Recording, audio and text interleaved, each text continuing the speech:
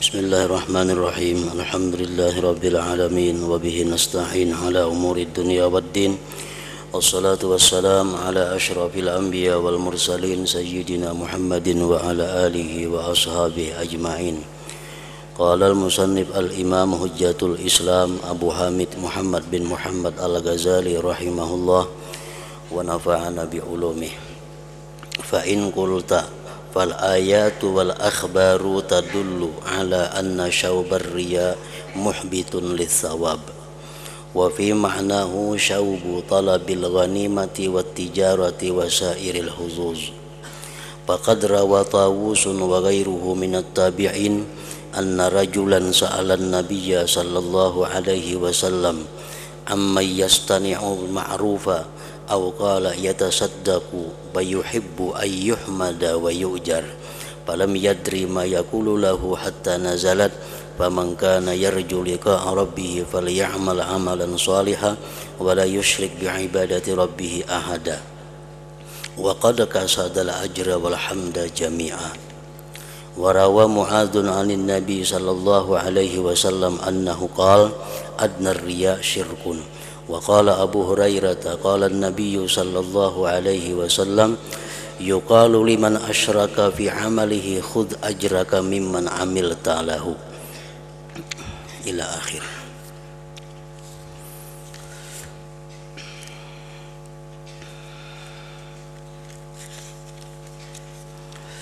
Makna kalamul Imam Al-Ghazali rahimahullah, kalau kamu berkata ayat-ayat dan hadis-hadis menunjukkan bahwa campuran riya itu menghapus pahala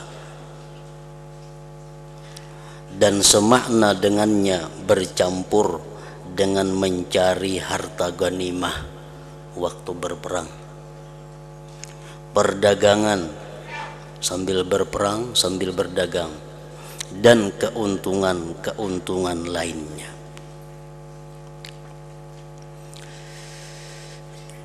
Pertanyaan ini adalah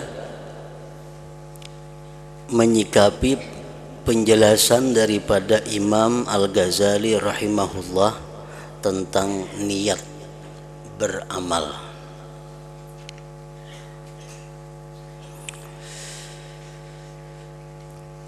Dalam keterangan Imam Ghazali rahimahullah, beliau menjelaskan bahwa niat beramal itu ada 5 perkara. Kesimpulan yang kita baca beberapa minggu telah lalu, bahwa niat beramal terbagi kepada 5 macam. Yang pertama, niat beramalnya itu ikhlas, semata-mata menjunjung perintah Allah, tidak ada campuran yang lain. Inya puasa, inya bersedekah, inya umrah, inya naik haji, inya menuntut ilmu, semata-mata niatnya itu karena Allah. Tidak ada yang lain sedikit pun campurannya. Itu ikhlas, ngarannya murni. Nah, ini jelas sudah niat seperti itu diterima oleh Allah Subhanahu wa ta'ala. Jelas diterima oleh Allah. Yang kedua, seseorang berniat melakukan amal perbuatan ibadah karena Allah dan karena yang lain.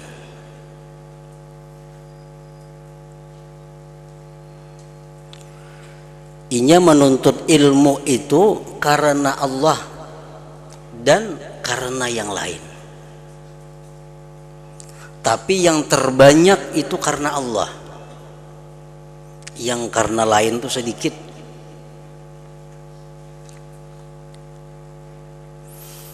Inya menuntut ilmu karena Allah sekaligus membawa dagangan.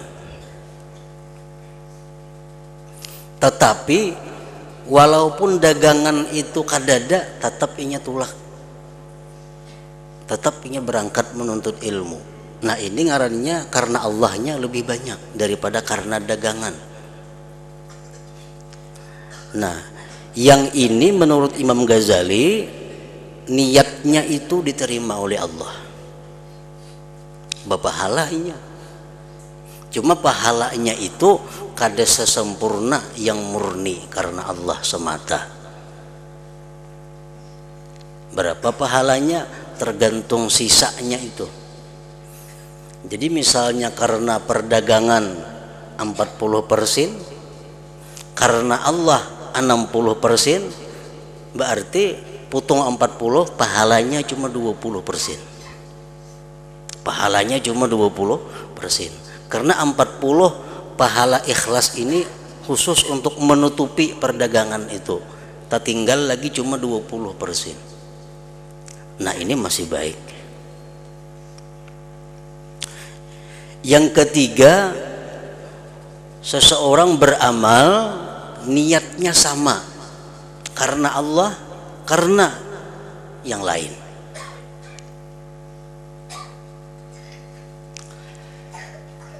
(50%, 50%). Menuntut ilmu karena Allah sekaligus untuk berdagang atau untuk membeli sesuatu.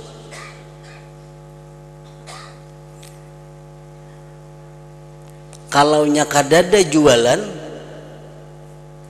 inya kada tulak menuntut ilmu. Kalau kadirin yang dijualnya pacangan di situnya kada tulak menuntut ilmu. Tapi karena jualan ini ada, karena Allahnya ada, dua itu bergabung jadi satu, lalunya berangkat menuntut ilmu umpamanya. Jadi 50% niatnya nih.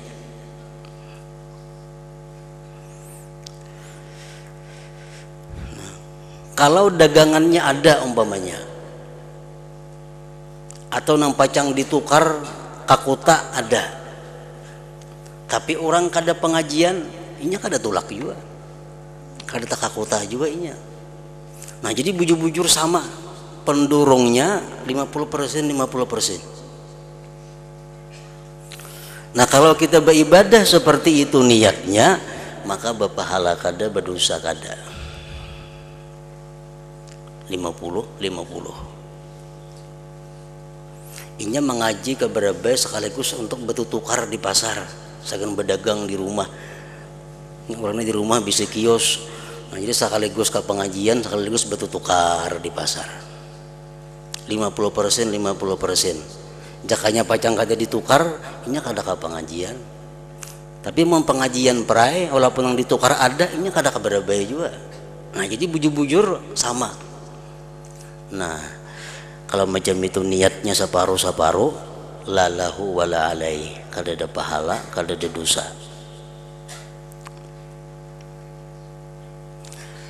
Yang keempat, sedikit ikhlasnya.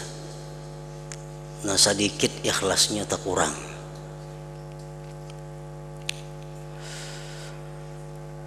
(60% karena yang lain, 40% aja karena Allah.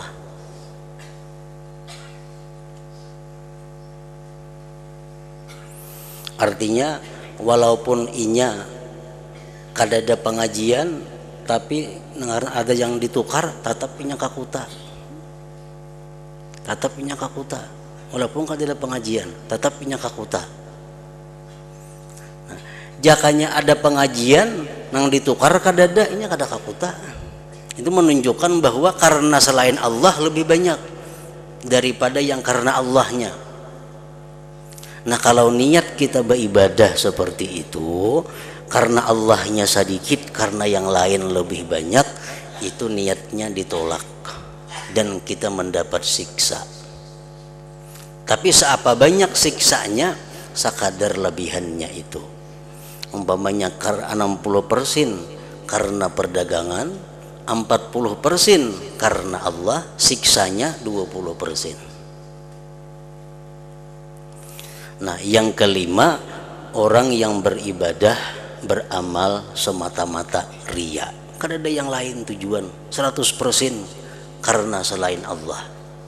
Nah, ini sudah jelas hukumnya. Nah, jadi Imam Ghazali membagi niat seperti itu. 5 macam tadi. Nah, lalu ada yang betakun lawan sidin. Ujar nang betakun lawan Imam Ghazali ini tuh, sedangkan ayat-ayat Al-Quran, hadis-hadis Rasulullah itu menunjukkan bila mana ikhlas itu bercampur kada diterima. Kada ada memadakan hadis tuh banyak mana campurannya, kada ada. Di Quran kada ada juga mengatakan mana nang banyak campurannya, kada ada. Pokoknya bila bercampur karena Allah dan bukan karena Allah, itu kada diterima. Nah, ini pertanyaannya kayak itu. Ayat-ayat dan hadis-hadis menunjukkan bahwa campuran riya itu menghapus pahala. Nang berapa kecampurannya? Dan semakna dengannya bercampur dengan mencari harta ghanimah. Inya berperang, tapi dalam hati ada tujuan untuk mencari harta rampasan perang, perdagangan dan keuntungan-keuntungan lainnya. Dan Taus dan lainnya dari tabi'in meriwayatkan bahwa seorang laki-laki bertanya kepada Rasulullah sallallahu alaihi wasallam tentang orang yang berbuat kebajikan, atau ia berkata ia bersedekah lalu ia suka dipuji dan diberi pahala.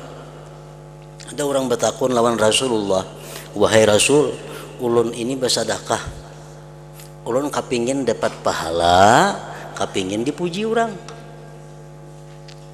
Kayak apa hukumnya? Dipuji orang hendak, dapat pahala hendak. Maka Rasulullah Shallallahu Alaihi Wasallam tidak mengetahui apa yang akan beliau katakan kepadanya.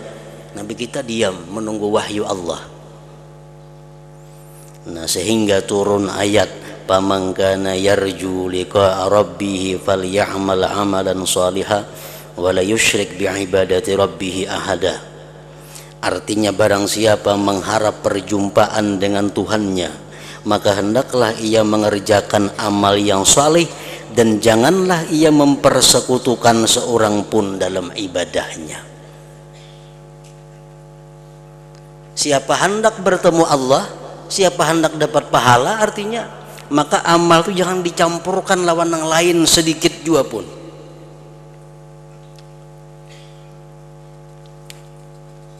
Jangan dicampurkan, jangan disekutukan kepada seseorang juga pun, kayak itu maksudnya.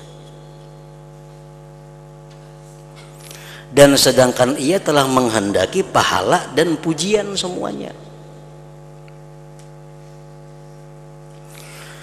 Dan Mu'adz meriwayatkan dari Rasulullah sallallahu alaihi wasallam bahwa beliau bersabda adnar riya syirkun, artinya serendah-rendah riya adalah syirik. Walaupun sedikit aja campurannya sudah syirik. Abu Hurairah berkata Rasulullah sallallahu alaihi wasallam bersabda, yuqalu liman asyraka fi amalihi khudh ajraka mimman amilta lahu.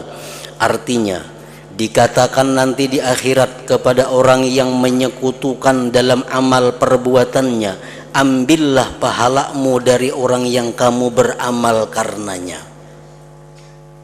Orang beramal karena manusia ada, karena Allah ada. Jadi Tuhan di akhirat kaina pahala ikam ambil lawan pulan itu aja kada usah kon aku. Dan diriwayatkan dari Ubadah bahwa Allah Ta'ala berfirman dalam hadis kudusi, ana aghnal agniya anis syarika man amila li amalan fa asyraka ma'i ghairi wada'tu nasibi li syariki. Artinya, aku adalah sepaling kaya di antara yang kaya dari persekutuan. Barang siapa berbuat suatu amal bagiku, lalu ia menyekutukan bersamaku selainku, maka aku tinggalkan bagianku untuk sekutuku. Allah kada menghiraukan amal ibadah nang bercampur karena Allah ada, karena yang lain ada.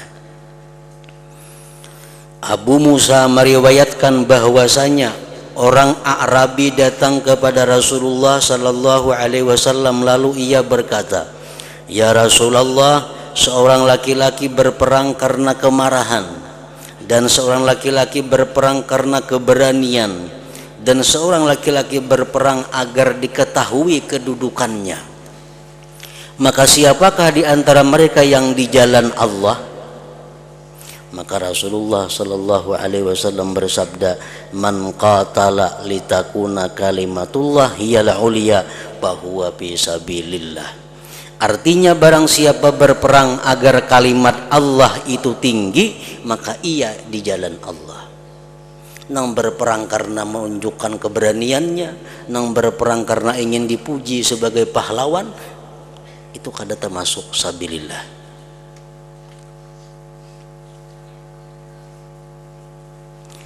Dan Umar radhiyallahu anhu berkata, "Kamu mengatakan bahwa fulan mati syahid, dan mungkin ia telah memenuhi kedua tepi kendaraannya dengan dirham."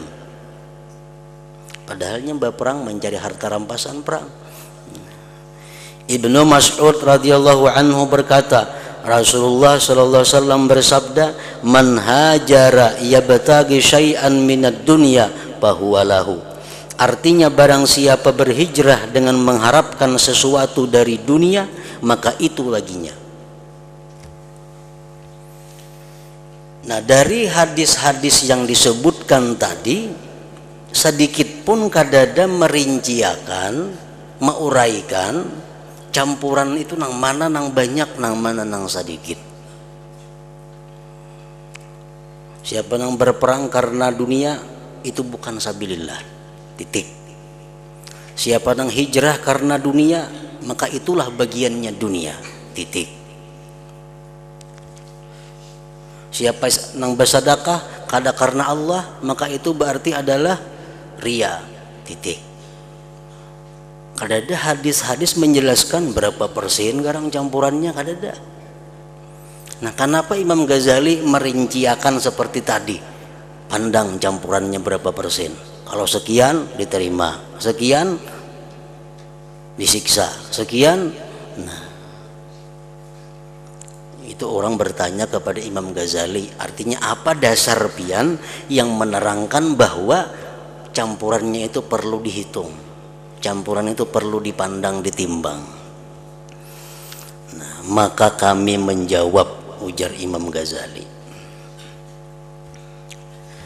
hadis-hadis ini yang disebutkan tadi tidak bertentangan dengan apa yang telah kami sebutkan. Kada bertentangan Sidin lawan keterangan nang Sidin pada akan dahulu itu. Tetapi yang dimaksud dengannya adalah barang siapa tidak menghendaki dengan demikian kecuali dunia. Seperti sabda Rasulullah sallallahu alaihi wasallam, barang siapa berhijrah dengan mengharapkan sesuatu dari dunia, dan demikian yang paling kuat atas cita-citanya.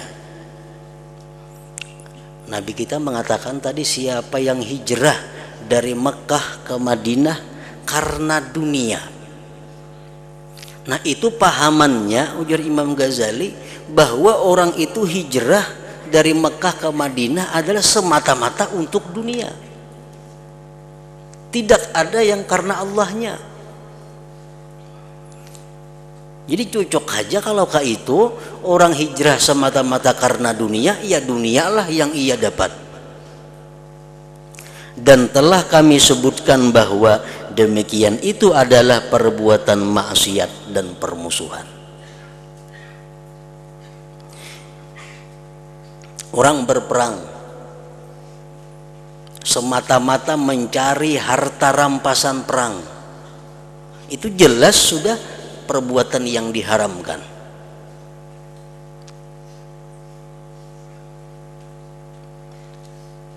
Bukan karena mencari dunia itu haram, bukan, tetapi mencari dunia dengan amal-amal agama itu haram.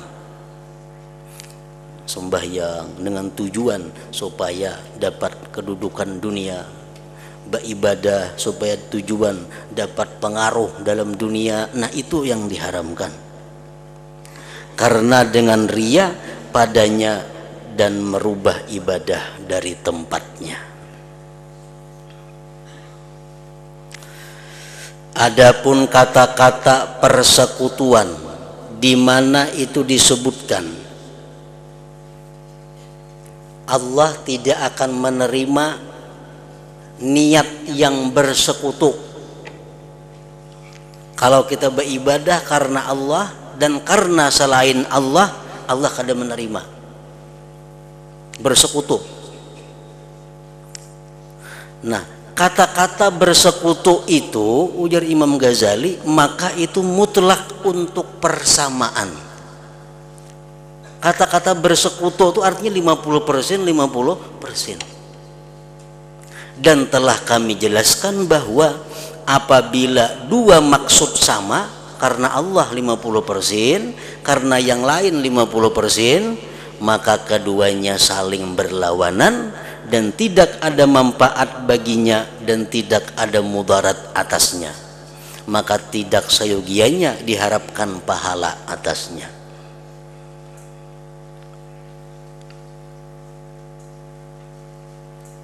Nah, jadi sebenarnya Al-Quran dan hadis Rasulullah itu kadang bertentangan dengan apa yang diterangkan oleh Imam Ghazali tadi.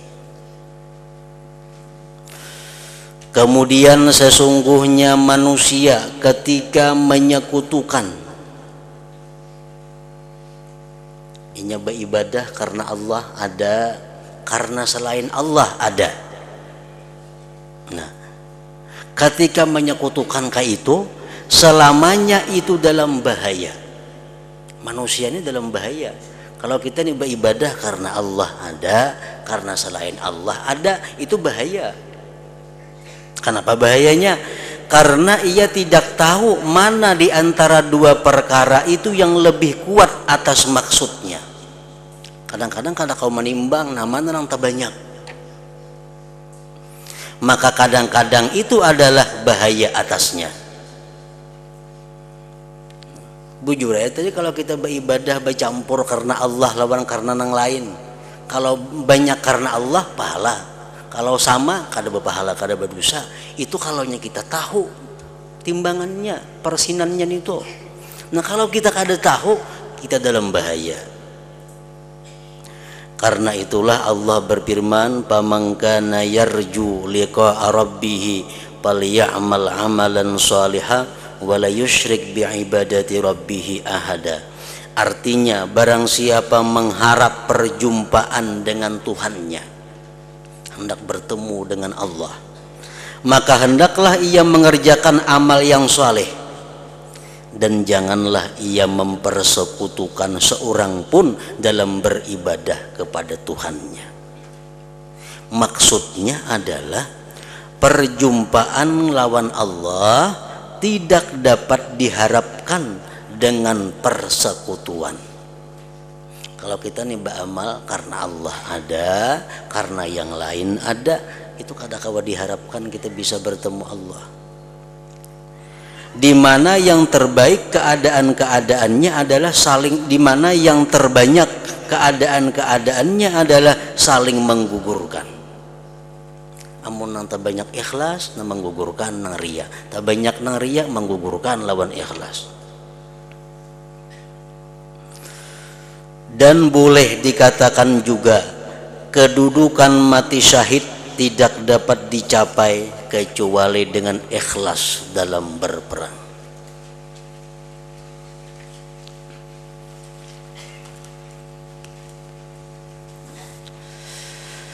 Dan jauh bahwa dikatakan bahwa barang siapa yang durungannya adalah keagamaan karena Allah, di mana durungan itulah yang mendurungnya kepada semata-mata berperang. Berperang semata-mata durungannya karena Allah. sekalipun tidak ada harta ghanimah, dan ia mampu memerangi dua golongan dari orang-orang kafir yang salah satu dari keduanya itu kaya dan yang lain itu fakir, lalu ia condong kepada pihak yang kaya untuk meninggikan kalimat Allah dan harta ghanimah, maka tidak ada pahala baginya atas peperangannya sama sekali. Orang ini berperang karena Allah. Nang di perang ini orang kafir miskin ada, kafir kaya ada. Inya mampu memerangi kedua-duanya. Diperanginya nang kaya karena meunting harta ghanimahnya. Nah itu jelas sudah kada akan mendapat pahala dalam peperangannya itu.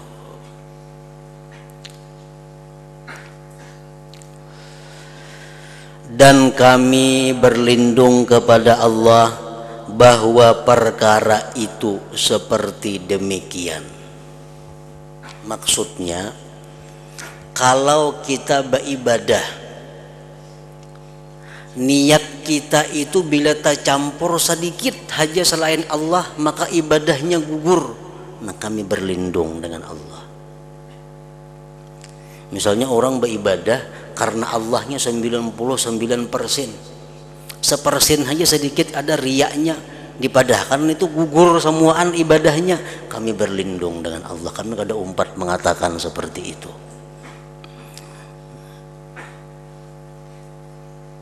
Ibadah mesti 100% maka ikhlas. Kalau sedikit saja bercampur riya, maka ibadahnya kada berpahala. Nah kami berlindung daripada Allah, daripada perkataan seperti itu. Kami kada umpat mengata seperti itu, ujar Imam Ghazali. Sesungguhnya ini adalah kesempitan dalam agama. Ini mempersulit agama ngarannya.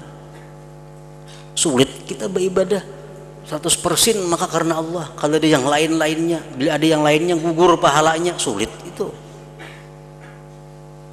Sesungguhnya ini adalah kesempitan dalam agama dan tempat masuknya keputusasaan atas kaum muslimin. Putus asa orang kayaknya beribadah, sedikit saja gugur ibadah pahalanya, sedikit saja nggak ada beribadah lagi orang sama sekali.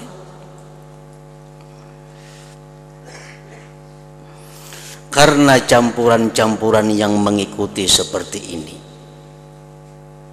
itu sama sekali manusia tidak dapat terlepas daripadanya kecuali jarang sekali. Jarang sekali ada manusia yang terlepas daripada pengaruh-pengaruh selain Allah itu. Kita beribadah, bersedekah murni semata-mata karena Allah, sedikit pun kada ada karena yang lain, itu ngalih benar mencarinya. Kalau 60% karena Allah, 40% supaya dipuji orang, tuh ada, kira-kira itu ada aja. Amun itu dipadahkan kada berpahala, orang bisa kada mau bersedekahnya lagi.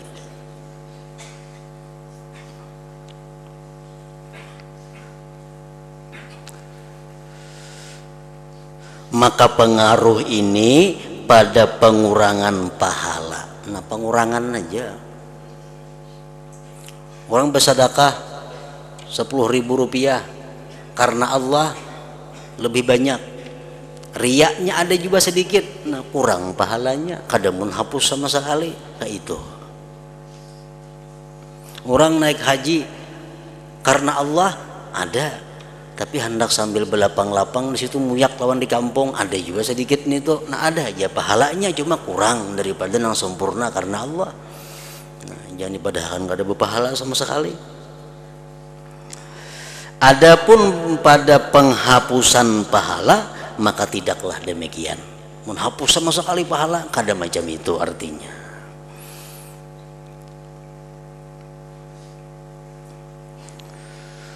Namun manusia pada yang demikian itu dalam bahaya yang besar.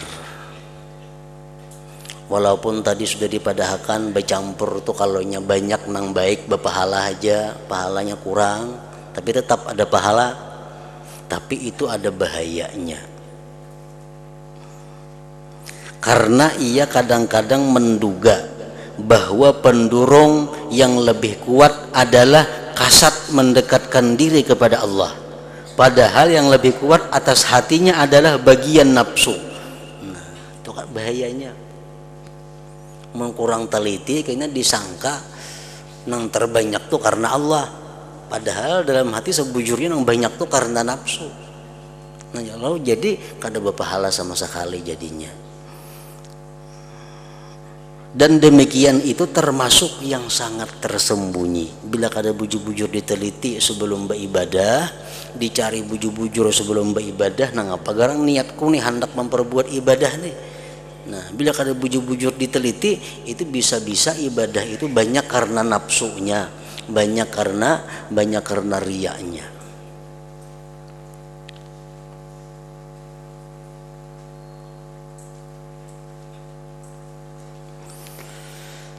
Maka tidak hasil pahala kecuali dengan ikhlas.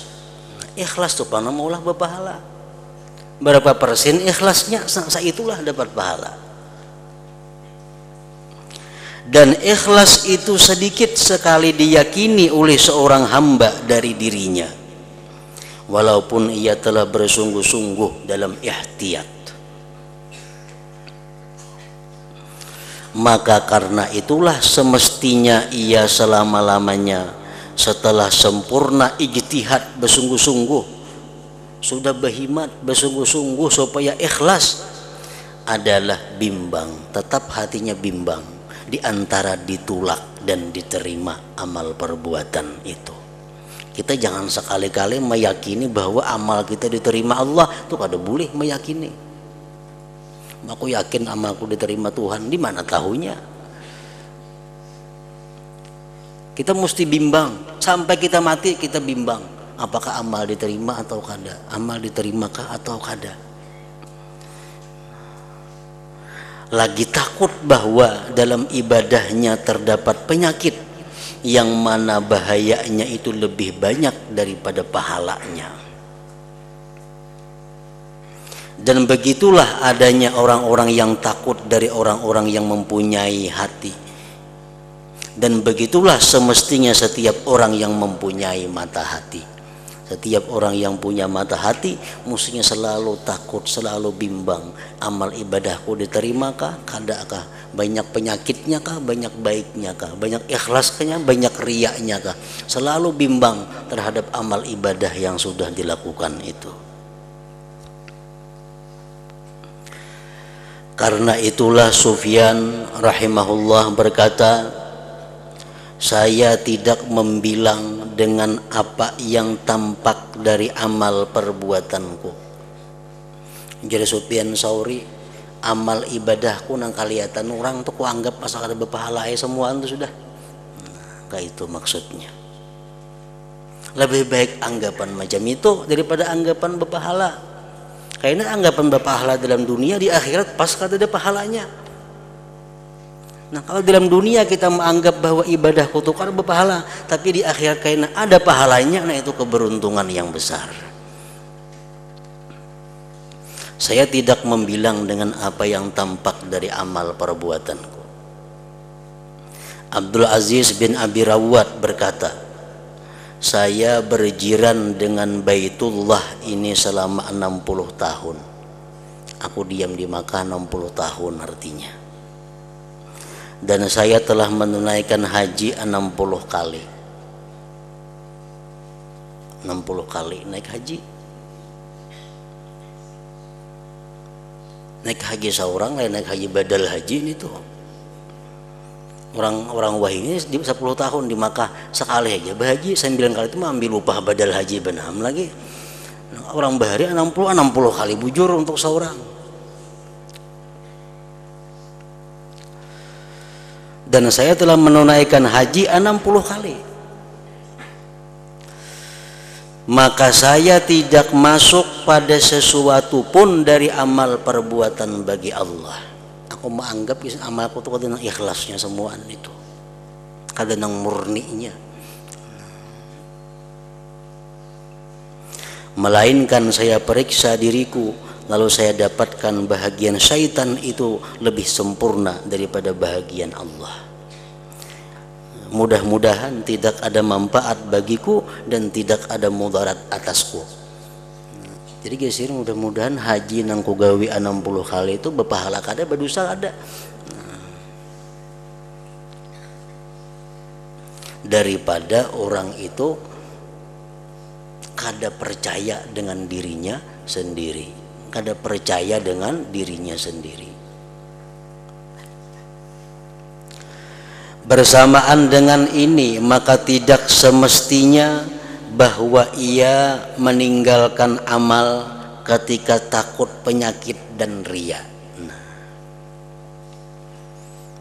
mengkaitung alihnya beramal, hanya paraya beramal sama sekali. Jangan sampai macam itu. Karena sesungguhnya demikian itu akhir keinginan syaitan daripadanya. Kalau kita berkesimpulan mengalihnya ikhlas nih diperaya beramal, nah itulah yang dikehendaki syaitan sebenarnya. Kita jangan beramal. Maka tidak semestinya bahwa ia meninggalkan amal karena takut penyakit dan riya. Udah hendak sampai yang berjamaah ke masjid, kalau pindah riya hati, nah itu iya kawannya syaitan itu. Itu yang dimaksudnya syaitan supaya jangan ke masjid itu. Karena yang dimaksud adalah agar ikhlas tidak hilang. Agamanya menyuruh ikhlas tidak hilang. Kan tidak menyuruh jangan beramal, kan ada. Dan manakala ia meninggalkan amal, maka ia telah menyia-nyiakan amal dan ikhlas semuanya. Kedua-duanya parah ya.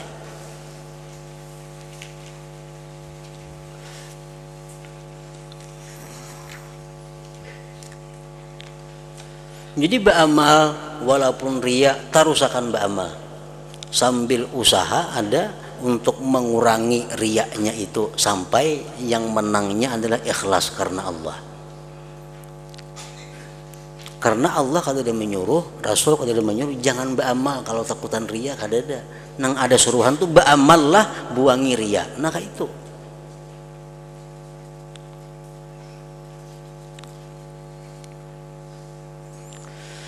Dan telah diceritakan bahwa sebagian orang miskin berkhadam kepada Abu Sa'id Al-Kharraz dan ia ringan dalam segala pekerjaannya. Orang ini berkhadam lawan syekh ini rajinan luar biasa. Lalu Abu Sa'id berbicara tentang ikhlas pada suatu hari, di mana ia menghendaki keikhlasan segala gerakan. Maka orang miskin tersebut mulai mencari hatinya pada setiap gerakan, dan ia menuntutnya dengan keikhlasan. Jadi khadamnya syekh ini rajinan orangnya, samuaan digawi. Satu hari syekh berbicara dengan tentang ikhlas. Ujar syekh, setiap gerakan tuh perhatikan ikhlasnya. Lalu si khadam tadi memakai itu, hendak begawi ikhlas kada, oh kada jadi begawi. Ikhlas kada, hendak bersapu ikhlas kada jadi bersapu. Kalau pinaria, maka sulit atasnya memenuhi segala keperluan dan syekh merasakan mudarat dengan demikian. Nah pak khadam nih rumah bahemburan kada bersapu lagi. Lalu syekh menanyakan kepadanya tentang perkara, kenapa yang bakulir wah ini begawi? Maka orang miskin tersebut memberitahukan kepadanya bahwa ia menuntut dirinya dengan hakikat ikhlas. Ulun nak ulun gawi nang ikhlasnya aja lagi wah ini, nang kada ikhlas kada ulun gawi.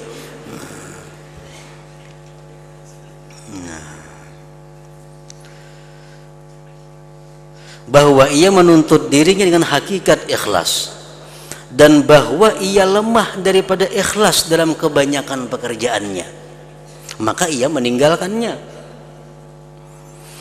Maka Abu Sa'id berkata, jangan kamu perbuat, karena ikhlas tidak memutuskan muamalah hubungan sesama manusia. Ikhlas itu bukan menyuruh ampih beramal kada. Ikhlas bukan menyuruh ampih bekerja kada. Ikhlas bukan menyuruh ampe ibadah kada. Maka rajinlah kamu kepada amal dan bersungguh-sungguhlah dalam menghasilkan ikhlas. Jam amal tetap, tapi usahakan supaya ikhlas.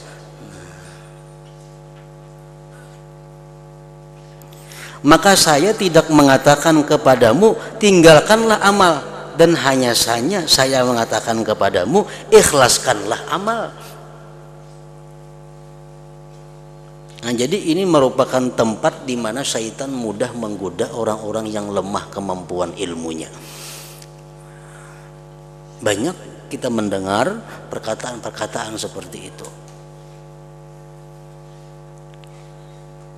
Al-Fudail telah berkata, meninggalkan amal disebabkan makhluk adalah riya. Itu sudah riya. Karena mereka mudah hendak bersedekah, orang ada khawatir kalau pina riya, itu sudah riya. Itu sudah riya. Meninggalkan ibadah karena manusia itu riya sudah ngarannya. Bersedekah aja cuma usahakan supaya ikhlas.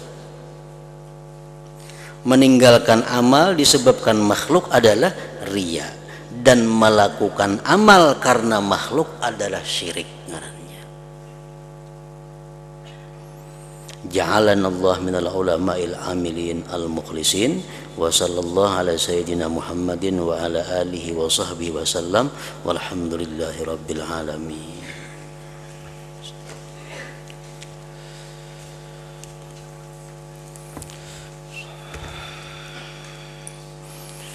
Hamdalul dzikri fa'alam annahu la ilaha illallah Muhammadur Rasulullah, la ilaha illallah Muhammadur Rasulullah, la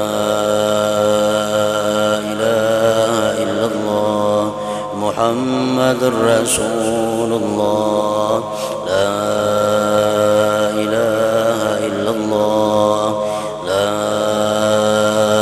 ilaha illallah, la ilaha illallah, la ilaha illallah, la ilaha illallah.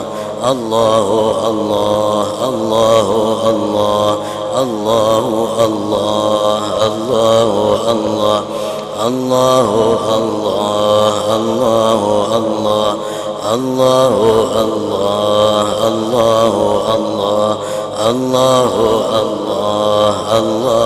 Allah, Allahu Allah, Allahu Allah, Allahu Allah, la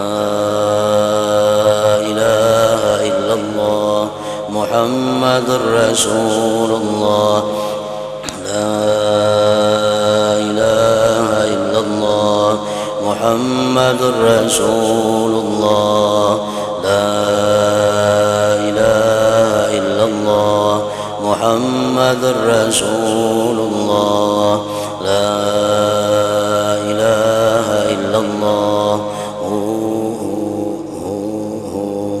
Al-Fatihah ila hadratin Nabi wa alihi wasallam.